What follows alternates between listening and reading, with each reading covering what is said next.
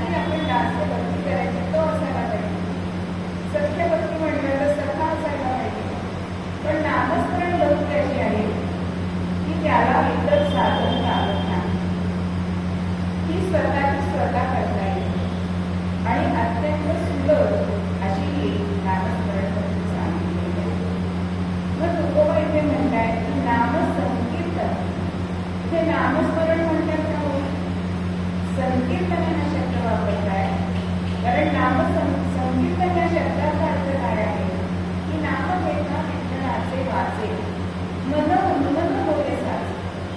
जेव्हा आपलं मन त्याच्याशी एकरूप होतं त्यावेळी त्याला संकीर्तन असं म्हणतात. म्हणजे मनाचे बंध हे तुटून जातात आणि वाणी अखंडपणे त्याबद्दल त्याचं नामस्मरण करायला लागते.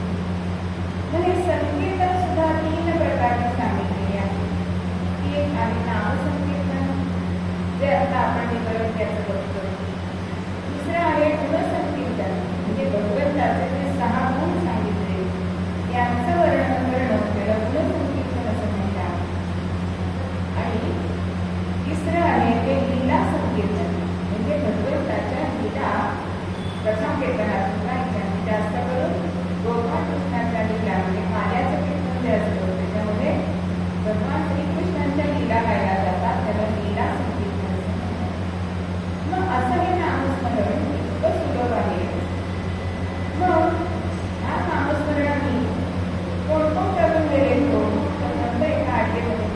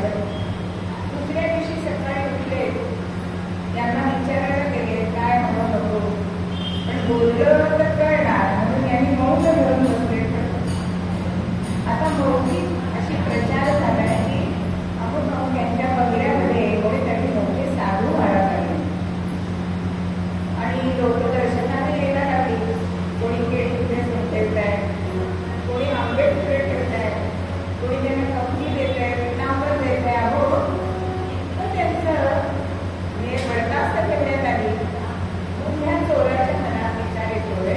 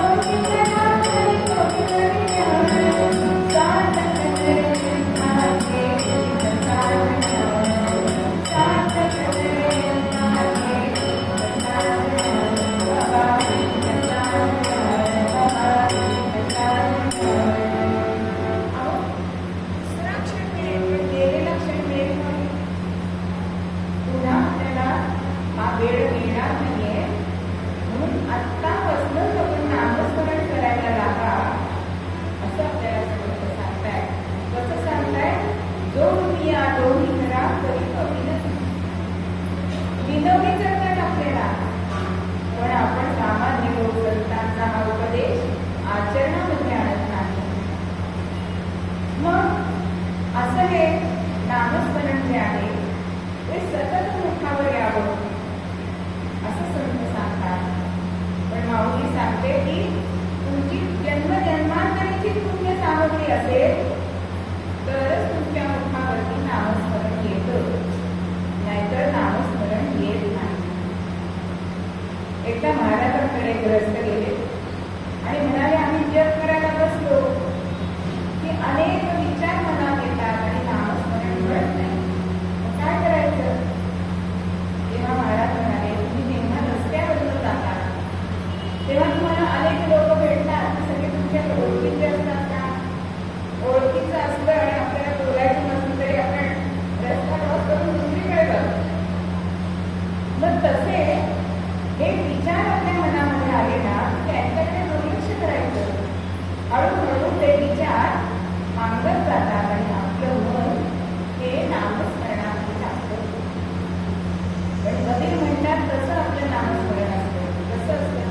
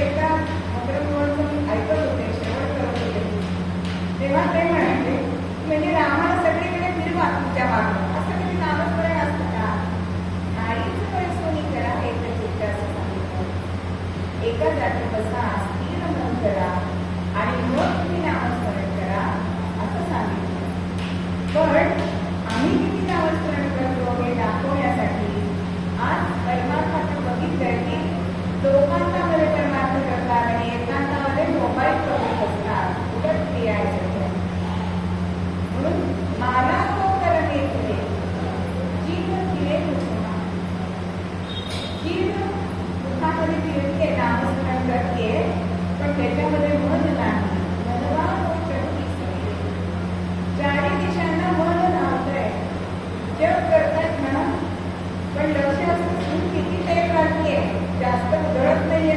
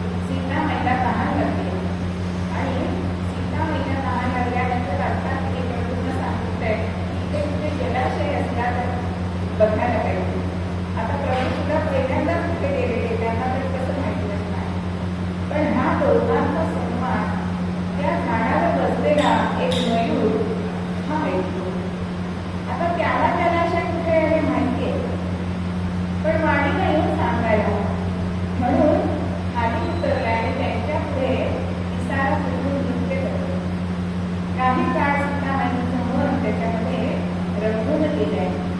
आणि मग हा मयूर थोडासा लांब होतोय, एक पीस टाकतोय. आता ते पीस सगळ्यांना 2 दिवसाचा मोह होतो की, आणि ते सीतामाईने उचलत आहे. थोडा हा मोर पुढे जातोय, पुन्हा एक पीस करतोय. असं करत करत सगळी पिसं त्याची पडली आहे आणि सगळी ती सीतामाईने गोळा केली आहे. आणि त्या क्षणाला सीतामाईचं लक्ष जलाशयाकडे गेलं. म्हणजे तो ज्या वाटेने आला तर जलाशय दाखवण्याच्या वाटेने आला.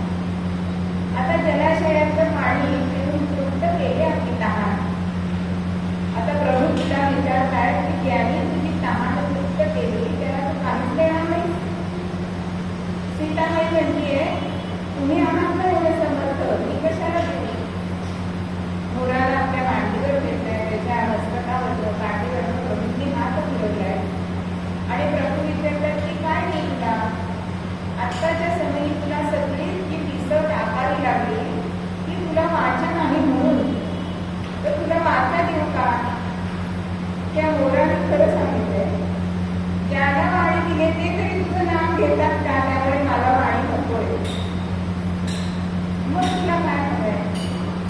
तेव्हा प्रभूंना त्यांनी सांगितलं की माझं मोरपीस हे आपण मस्तकावर धारण करावं अशी माझी इच्छा आहे.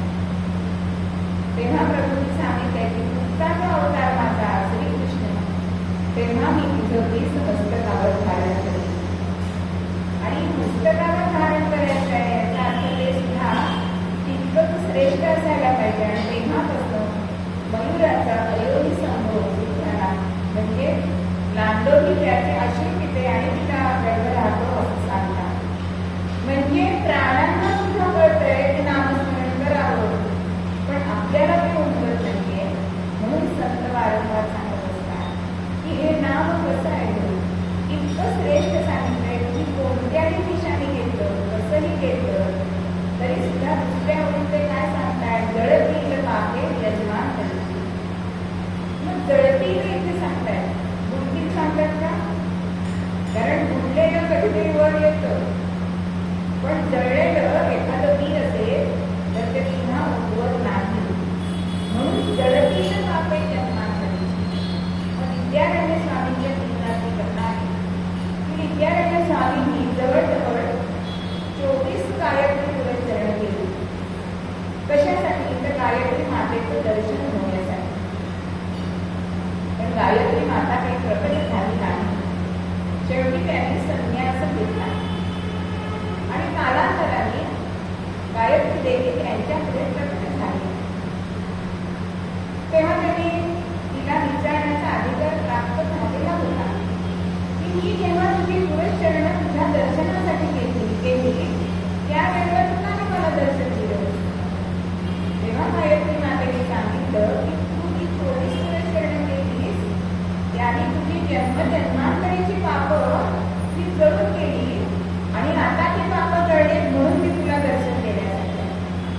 म्हणजे तुकोबांनी जे जळतील पापे जन्मांतरीची हा शब्द घातलाय, तो चक्करपणे घातलाय.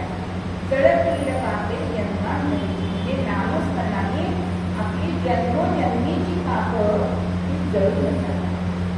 मग नरके सारे असं जावे कलांतर. आपल्याला नामस्मरण होण्यासाठी जंगलात जायला हवंय का? असं काहीही कोणी सांगितलेलं नाही. पण आपल्याला असं वाटतं की वानप्रस्थ म्हणजे कुठेतरी जंगलात जायचं, सगळं घरदार सोडून जायचं, असं नसतं.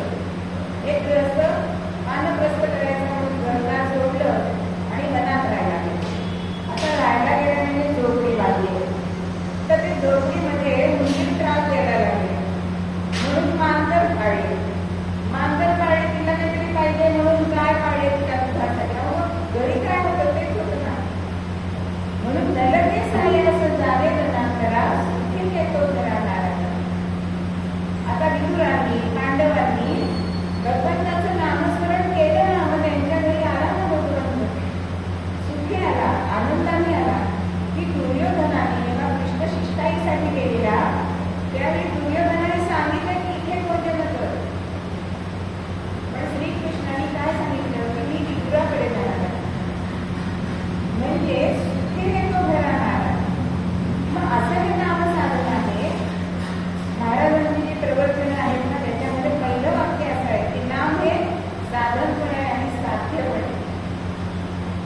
साधन, हे साधन म्हणजे आपल्याला भगवत प्राप्तीचं साधन आहे.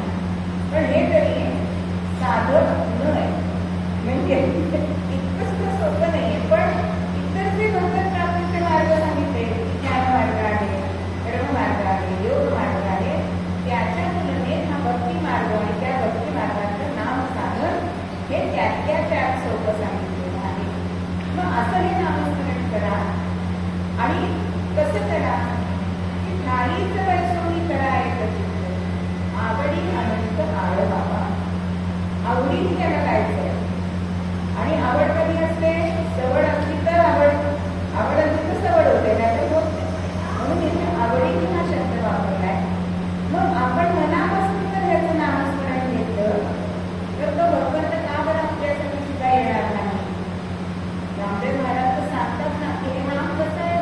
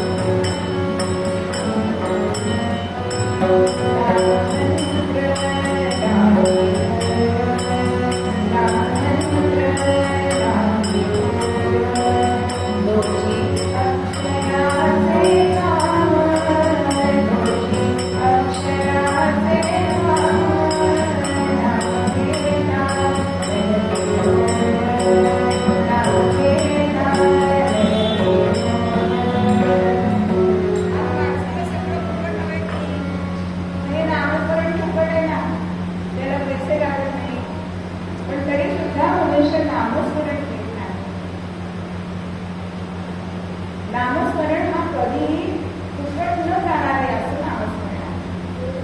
आणि त्याच्यात सुद्धा असं सांगितलंय की नाम आणि नामी याच्यामध्ये नाम श्रेष्ठ सांगितलेलं आहे.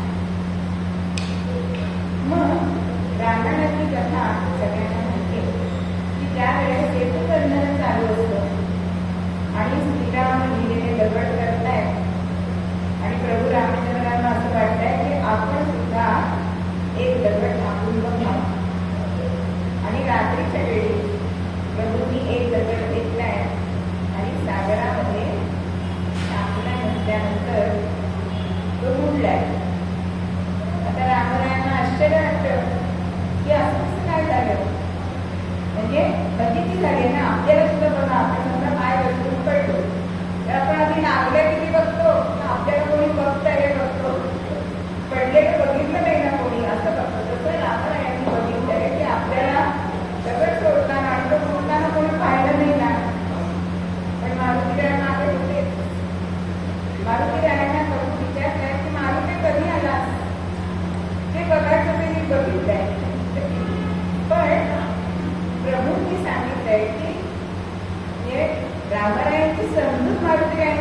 आहे की तू जेव्हा एखाद्याला सोड शिकतो करेल कसा तो विकणार कसा.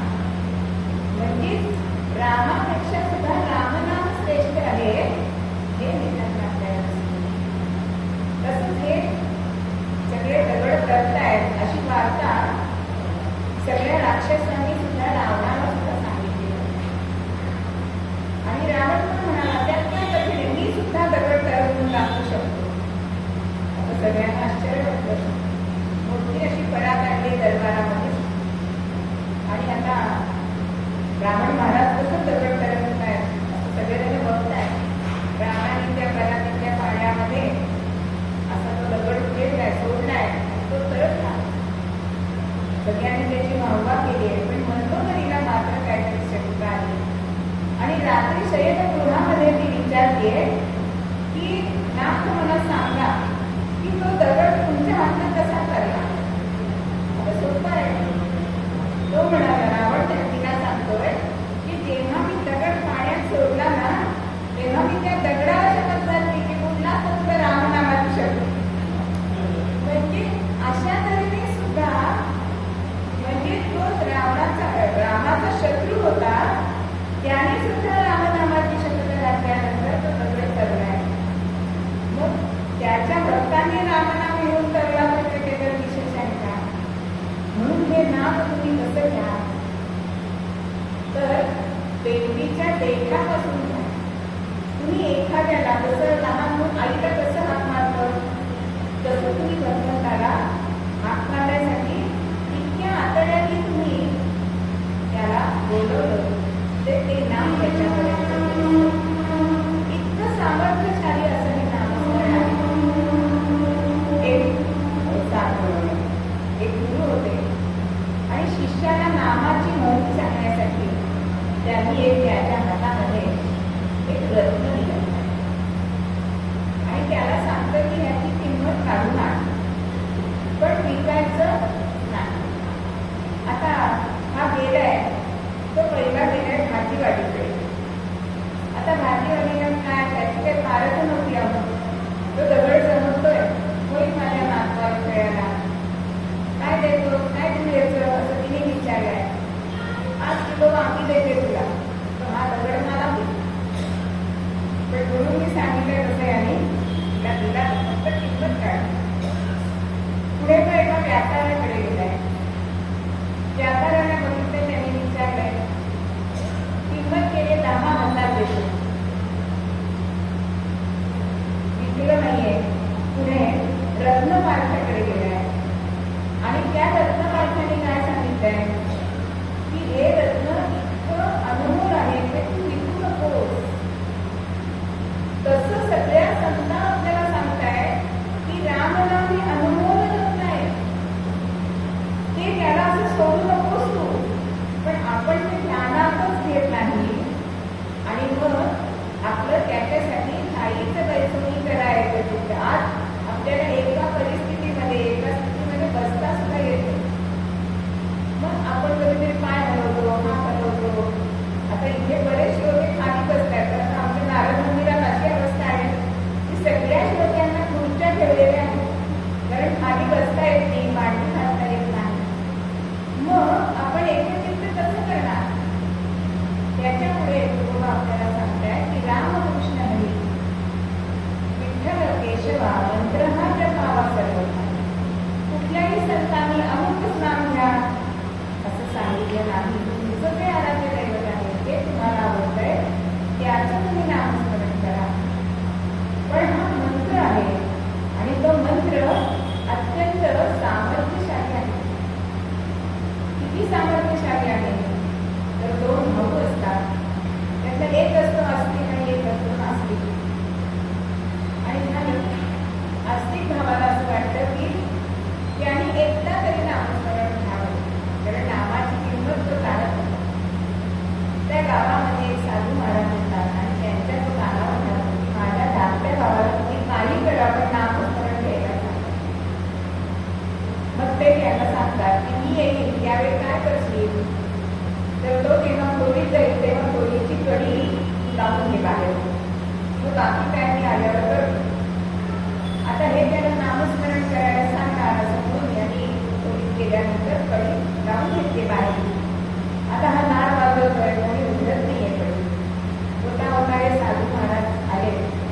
नारायण शांतपणे सांगतात की एकदा तू रामाचं नाव घे, विष्णूचं नाव घे, दत्ताचं नाव, कोणाचं तरी नाव घे.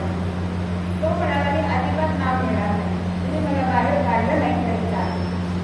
पण होता होता असं झालं की वारंवार तेच ऐकून ऐकून चिडलाय आणि काय म्हणतोय, तुमच्या रामाचं नाव मी घेणार. राम हे शब्द मुखातून बाहेर पडले आणि साधू महाराजांनी पडली पडली.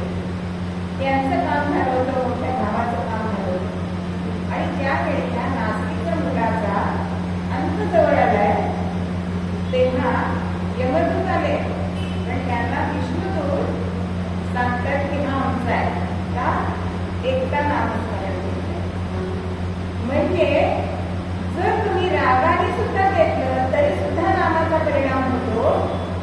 मग आपण ते प्रेमाने आवडीने त्याला अडवलं तर का बरं परिणाम होणार नाही. म्हणून शक्यतो सांगतायत की बाबा यांच्यापेक्षा सोपं साधन असेल तर मी विठोबाची आण सांगतो की यांच्यापेक्षा सुलभ साधन तुम्हाला मिळणार नाही. जसं लहान मुलं सांगतात की ऐकू शकतं, तसे हे संत तुम्हाला किती शक्य घेत आहे आणि सांगतायत की नामासारखं दुसरं साधन नाही. आणि तुकामुळे तोच कोणी शहाणा आहे की जो चतुरपणे नामस्मरण करतो, जाणीवपूर्वक करतो, त्याला ते नाम टाळून घेतो. पण जेव्हा ते नाम घेतात त्यावेळेला तुम्हाला काही पथ्य सुद्धा सांभाळायचे असतात. मग काय पथ्य सांभाळायचे तर क्रोध मिरची अजिबात नकोय, मत्सर नकोय. नामस्मरण करताना तुमच्या मनात हे विचार आले पाहिजे, अजिबात आले नाही पाहिजे. एक वैद्याकडे गेला रोगी आणि त्याने काय सांगितलं की बाहेरचं खाऊ नका. आता याने शब्दशः अर्थ घेतलाय, बाहेरनं वडे आणले, बाहेरचं टरक काढून टाकले आणि आतला बटाटा खाल्ला, चालेल का हो? तसंच संत हे वैद्य आले आणि ते आपल्याला सांगताय की ज्याने विठ्ठल मात्रा घ्या त्याने पथ्य सांभाळावे. नामस्मरण करता करता आपल्याला क्रोध झाला तर त्या नामाचा काहीही लाभ नाही. असं हे नामस्मरण, हे नामसंकीर्तन जे आपल्या अनंत जन्मांची पापं जाळून टाकतो. आईचं पैसून आपण त्याचं स्मरण केलं तरी सुद्धा मग सुखे आपल्या घरा येतो. आपल्याला त्यासाठी घर दार सोडावं लागत नाही. कुठल्याही भगवंताचं नामस्मरण केलं तरी त्याच्यापर्यंत ते पोचले, कारण आकाशात यथा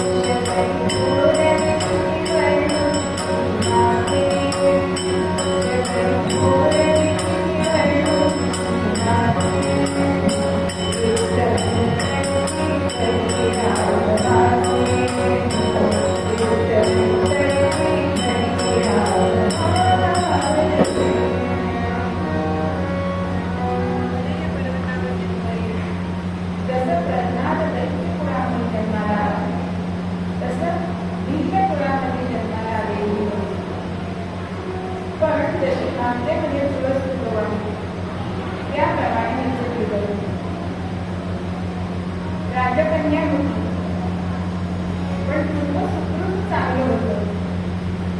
होता होता अष्टवर्षाची झाली आणि राजाने तिचा विवाह ठरवला. आप्तपणे बोलवले, सगळं बरहार जमलंय, सनई वाजते, वाजवणी वाजताय, मोठे मोठे असे तंबू बांधलेले आहेत, तिथे सगळ्यांनी सोय केली आहे, खाण्यापिण्याची रेलचेल केलेली आहे. आता अगदी 4 दिवसावरती विवाह झालाय आणि हा राजा आपल्या पत्नीला आणि या मुलीला शबरीला घेऊन लग्नाची तयारी काय काय केली आहे ते दाखवण्यासाठी केलं. 3 जण जात आहेत, सगळं दाखवतो राजा. आणि त्यामध्ये या शबरीच्या कानावरती आकांताने ओरडणाऱ्या मुक्या अशा गरीब कोकरचे आवाज ऐकायला लागला. ती विचारते, आई कसला ना आवाज आहे? ती म्हणते, अगं उद्यापासून आपल्याकडे देव कार्य होणार, ह्या सगळ्यांचा बळी आपल्याला द्यायला लागेल. ती शबरी म्हणते, अगं किती ते अश्राप जीव आहे आणि आपल्या सुखाकरता त्यांचा जीव घ्यायचा कशाला? राणी म्हणते, अगं आपण जसं कोणाकडे गेलो की ते कसं आपल्याला सगळं खायला म्हणतात तसं आपल्याला नको करायचं. आणि आपण मालक कसे असतो, सोयीस्कररित्या मुलांना कधीतरी मोठं करतो, कधीतरी छोटं करतो. कधी म्हणतो मोठ्या लागायचं तू आता एवढं कळत नाही, आणि कधीतरी आपणच म्हणतो तू लहान असतो, तुला तू काय विचारतो. तशी ही राणी म्हणते की तू अजून लहान आहे, पण हिच्या डोळ्यापुढे ते येत आहे.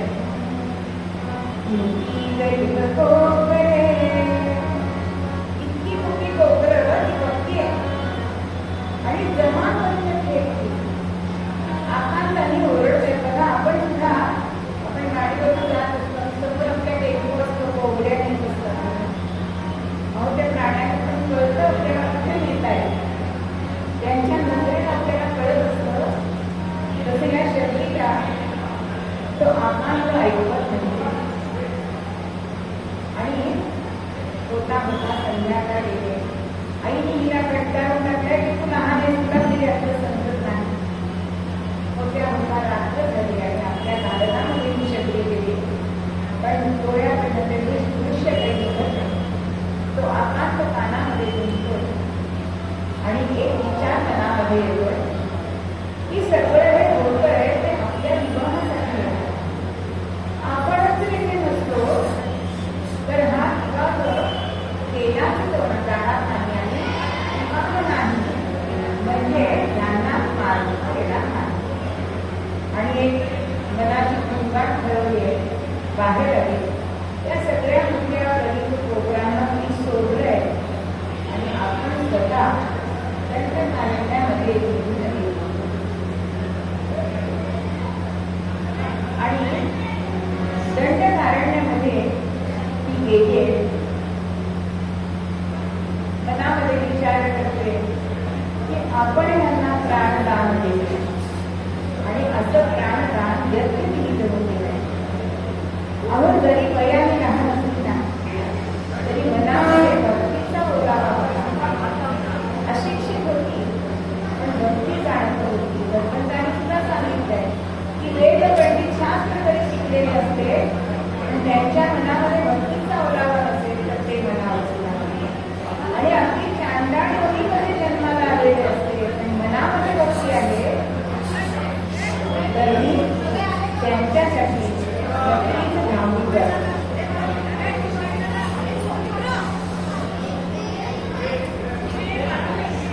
अशा तऱ्हेने ही मुलगी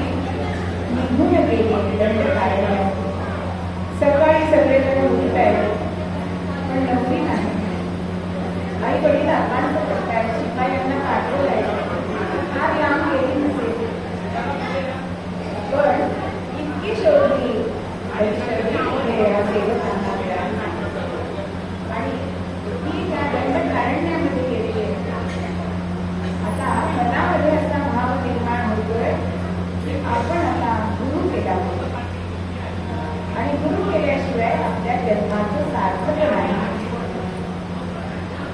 असं होता होता अनेक आश्रमांचे इथे जाते, पण मनाला एका आश्रमामध्ये असं शांत वाटलं की आपलं काम होईल. कोणाचा होता तो महर्षी मातृंग ऋषींचा. आता समजते स्वतःला की आपण हीनकुळामध्ये आहोत, जन्म आलेला आहे. आपली सेवा यांना चालेल का? म्हणून पूर्ण उभं राहून आपण यांची सेवा करायची. असं समजून रात्रीच्या वेळी सगळी निजानीत झाली की मी काय कर्म केलं असेल तर त्यांचा गंगापद म्हणजे स्नानासाठी जे त्या वाटेने जायचे त्या वाटेने त्याचे दगड काढावे, काटे काढावे असा मौन मुलायम वाट तयार केली. आणि असं करता करता की आपल्याला सद्गुरूंची कृपा लवकर प्राप्त व्हावी. स्वये स्वच्छ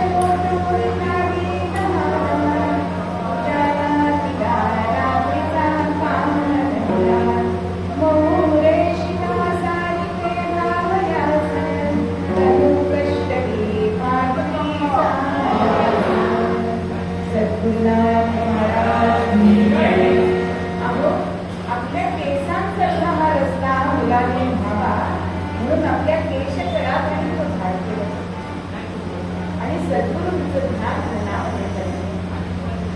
आता बोलता बोलता रस्ता तर चांगला झालाय. ते मदत ऋषींच्या दृष्टीस येतंय कोण हा रस्ता चांगला करतोय. आणि आपल्या शिष्यांना त्यांनी विचारलंय की कोण करतंय. अहो फुकटचं श्रेय वेळा कोणी तयार असतं. त्यांचे शिष्य म्हणाले आम्हीच करतोय. शबरी ऐकते आपली सेवा आणि श्रेय त्यांना. मनात विचार करते की माझी सेवा माझ्या गुरूंपर्यंत कधी पोहोचेल. आता रस्ता चांगला झालाय म्हणून इतर सेवा करायला सुरुवात केली की लाकूड खांदा फोडावा आणि आश्रमाच्या मिळत ठेवावा, काही कंदमुळं नेऊन ठेवावे. अशा तऱ्हेने आश्रमामध्ये मी सगळे ठेवले. आणि आता मात्र पतंग ऋषी म्हणतात की हे पण तुम्हीच ठेवलंय. आता फुकटचं श्रेय घेणारे स्तोत्र नाही. आता पतंग ऋषींनी आपल्या शिष्यांना आज्ञा केली सेवा चोर आणावा, सेवा चोर आणावा, पकडून माझ्या समोर यास नाही. अहो ही सेवा कोण करतंय आणि कशासाठी करतंय हे बघण्यासाठी ही सेवा करणाऱ्याला तुम्ही माझ्याकडे बोलवलंय. असं म्हटल्यानंतर या शिष्याची रात्री गस्त चालली. आता त्यांच्या नजरातून आपल्या सेवेमध्ये खंड पाडत नाही. एक दिवस पकडली गेली आणि हे सगळे शिष्य बघतायत की ही नुकराची आणि ही आमच्याकडून ही सेवा करते. तिला हाताला धरतायत आणि घराघरा ओढत आपल्या पतंग आणि पतंगपुढे आणून देतायत आणि सांगतायत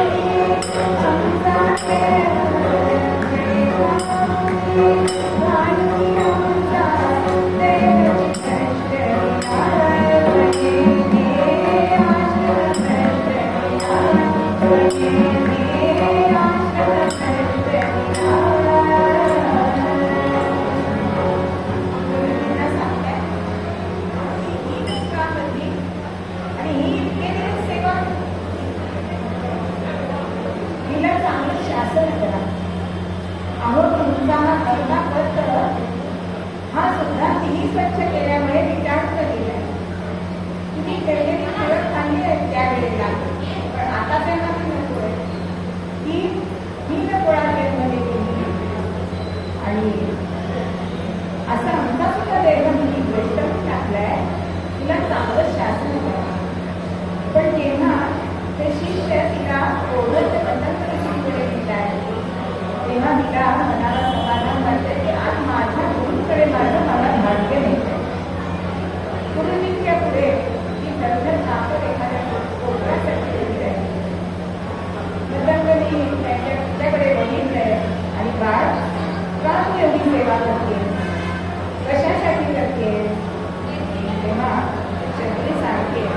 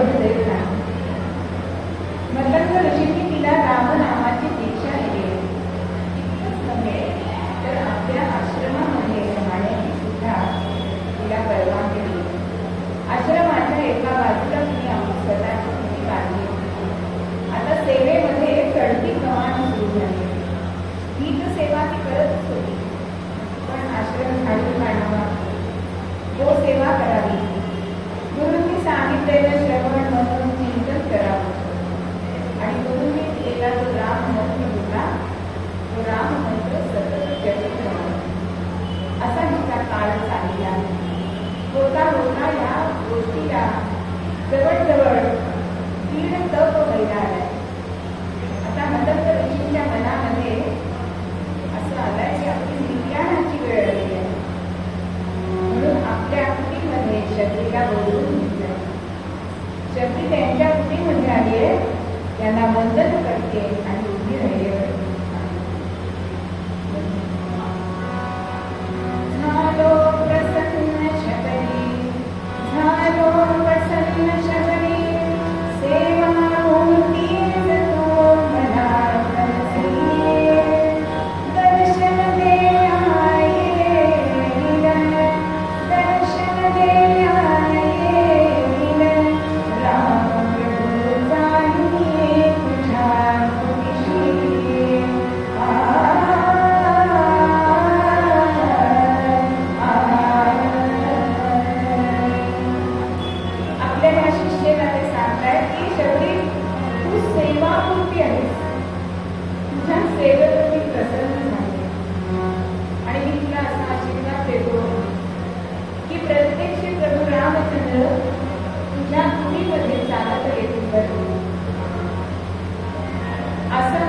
आशीर्वाद देऊन पतंग ऋषी विलीन झालेले आहे. आता गुरुवचनावर निष्ठा घेऊन ही नित्य कर्म करते. बघा 8 वर्षाची घरातून बाहेर पडली, पण ही सेवा तिने किती वर्षापर्यंत केली? 80 वर्षापर्यंत. किती तितिक्षा असेल बघा.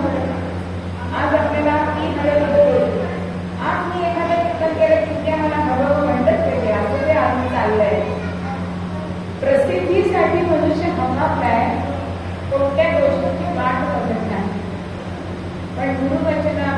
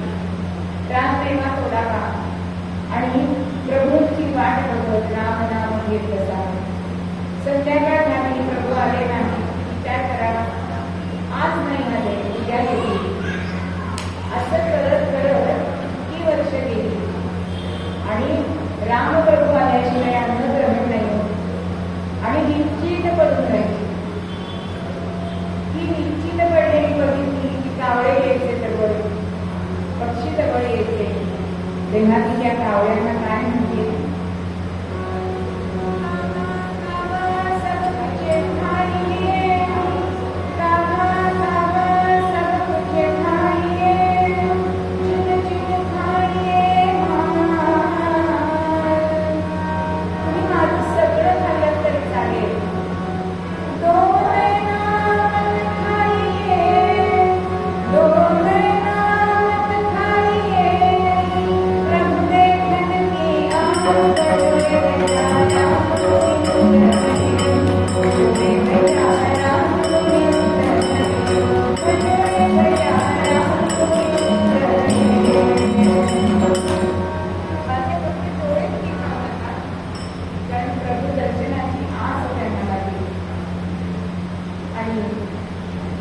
दंडकारण्यामध्ये प्रभू वेगळ्या वाटेने जायला लागले.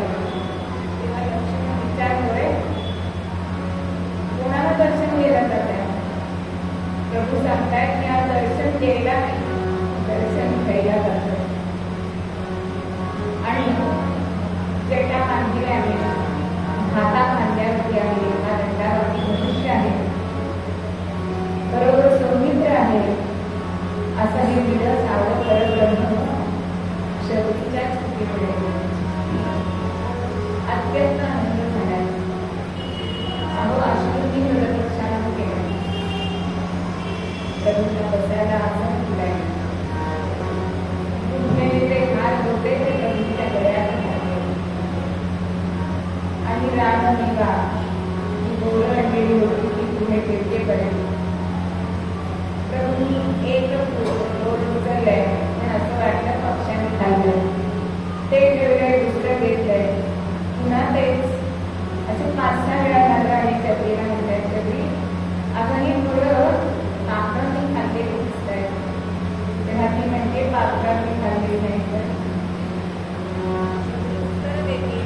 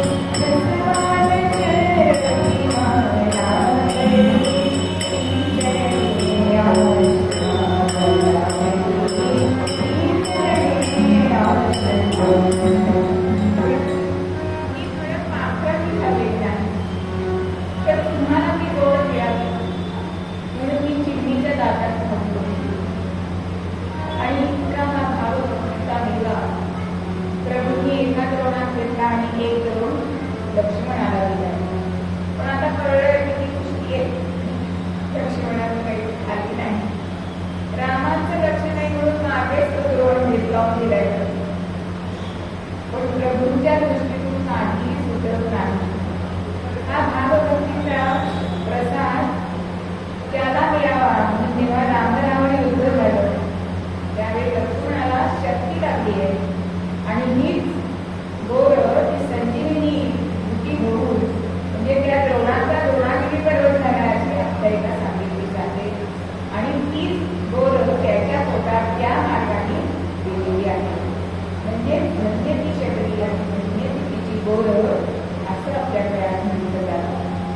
असा हा रामनामाचा तिने तो सतत नामस्मरण केल्यामुळे या प्रभूंचं तिच्या मुलीमध्ये येणं झालं. आणि मतंगऋषींनी केव्हा झाली ना तुम्ही त्या मुलीला अनुग्रह दिला, तिला राहायला सांगितलं, तेव्हा इतर जे ऋषी होते त्यांनी माणिक टाकलाय.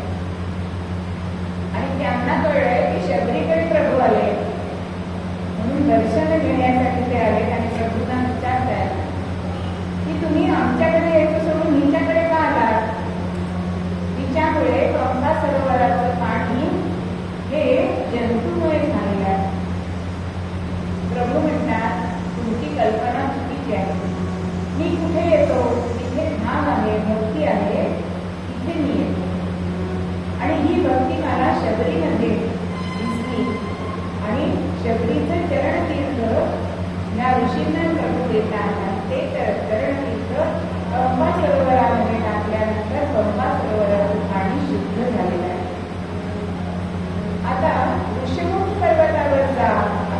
मानून आपल्या पंचप्राणांनी त्या शबरीने प्रभूंची आरती केली आणि त्यांच्यामध्ये विलीन झाली. अशी ही शबरी की तिने प्रभूंचं नामस्मरण करून आपला हा देह हा भवसागर तरेल या योग्य केला गेला. त्याच्यामध्ये इच्छा दिसते, आपल्या गुरुवरची निष्ठा दिसते आणि प्रभूंवरची भक्ती दिसते. धन्य धन्य ती भक्ती. मग असं जर आपण सुद्धा नामस्मरण केलं तर आपल्यासाठी सुद्धा आपल्याला मनात न जाता आपल्याकडे प्रभू येईल की नाही हे आपल्या मूलबद्यामध्ये